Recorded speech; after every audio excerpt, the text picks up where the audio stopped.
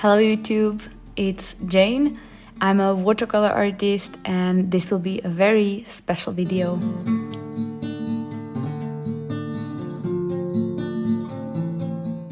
So in today's video, why is it so special? I want to celebrate over 5k of you subscribing to my channel and regularly visiting. I am very grateful, thank you very much.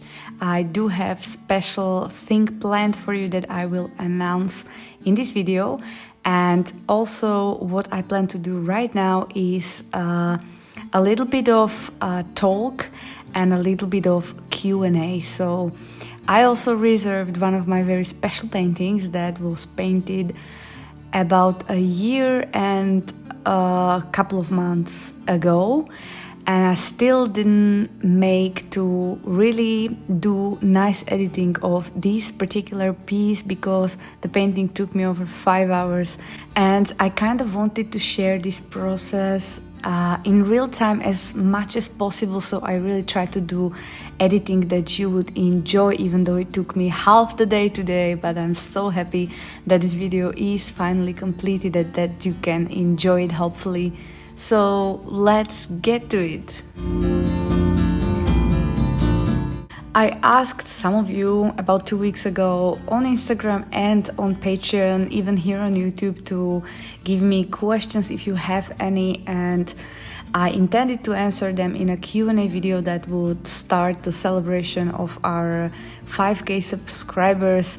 We did celebrate 3k subscribers this year and I did a giveaway back then, but this time I want to give to all of you. And so let me tell you first what I've got planned. I did plan new watercolor tutorial series for you starting next week, and it will have 5 episodes in which I will talk about basic supplies that a beginner watercolor artist needs to start off. I will also talk about some really basic techniques that you can use. In the 3rd episode, I want to talk about some advanced techniques that also a beginner can handle.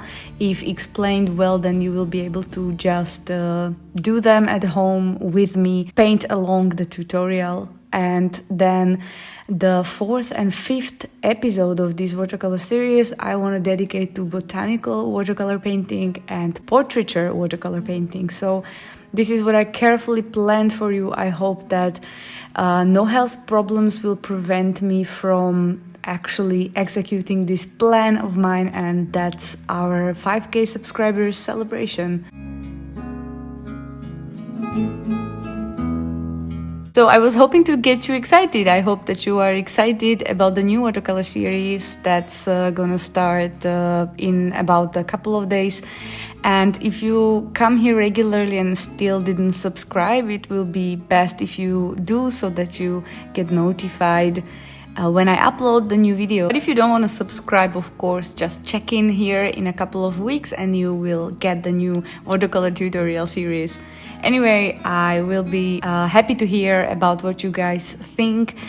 And if you have any suggestions about watercolor tutorials that you could use personally, there's something that you have personally trouble with, then just comment down below and let me know, so that I can maybe prepare some new tutorials around the topic that's bothering you. And I have first question here that actually a couple of people asked at the same time: what keeps you inspired and where do you find inspiration?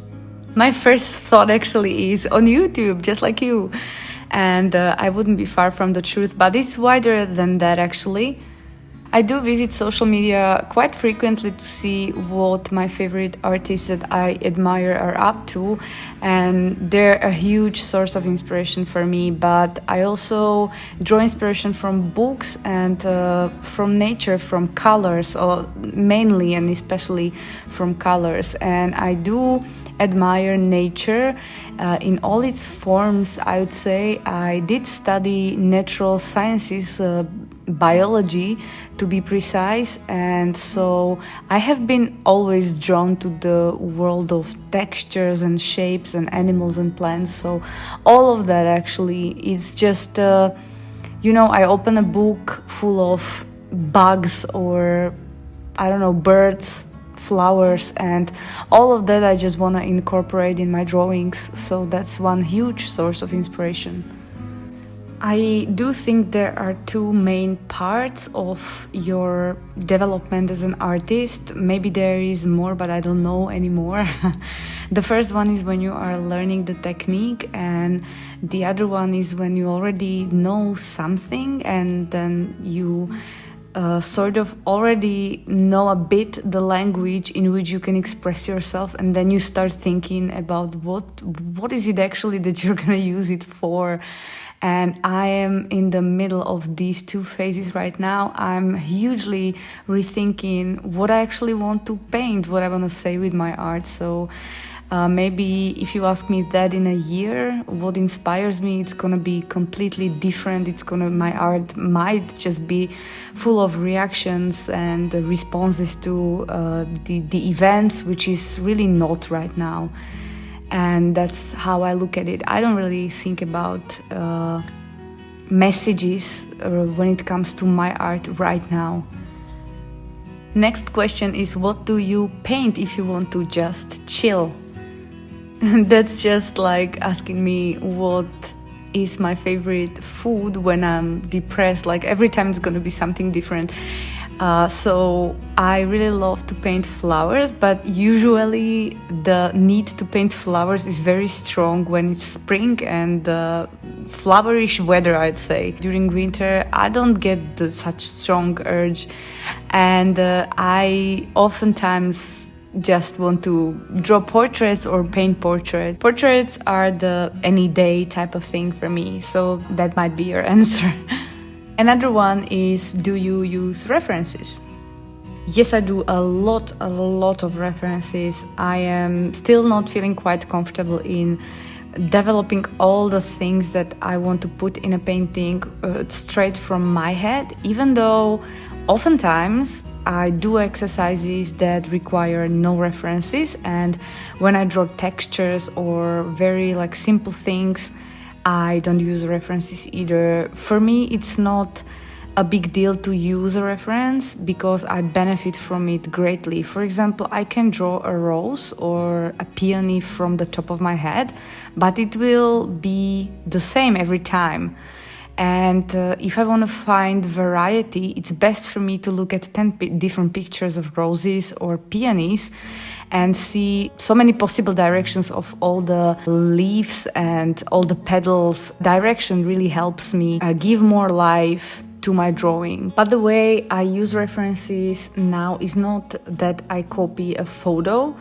It's more like I said, if you want to paint a flower, then you pull out 10 different pictures of flowers, just see what they are all about and use that as a direction. So that's basically how I see using references, and that's how I try to use them most of the time. Another question is, how do you come up with your ideas? I don't actually feel that my ideas or anything that I paint is too complicated. I don't do very complex compositions.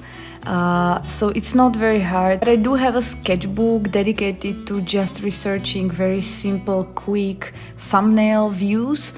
I don't do it very often. Lately, I haven't done a larger painting in a while. I also try to make my compositions in Photoshop, and even though that process is very time consuming, I found it very beneficial because it motivated me highly to paint the composition that I stitched together in Photoshop, because I already could see the finish line before I started, and that was really excellent.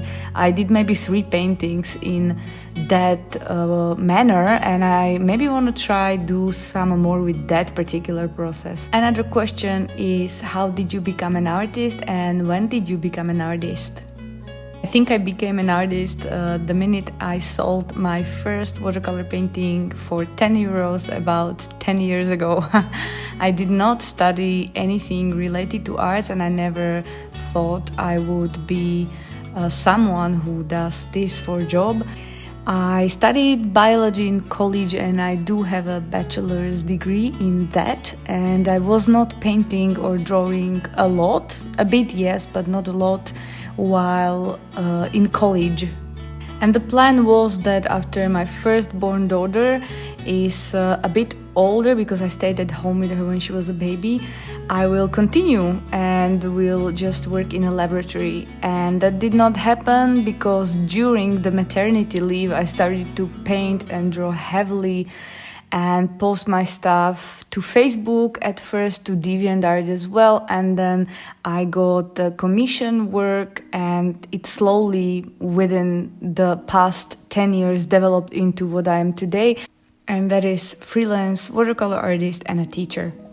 I hope this answer satisfies you for now, because I was thinking of making a separate video about different things that you can do to move your art thing to the next level, perhaps, even though if you maybe are not huge on social media, there is still a lot of things that you can do in your own background that helped me personally to like sell my art and even be self-sufficient in time. So I might share these tips with some of you, because most artists that I heard from on the internet, they provide really great tips, but I think my experience was a little different and it just might help somebody. Next question is, how often do you paint and draw?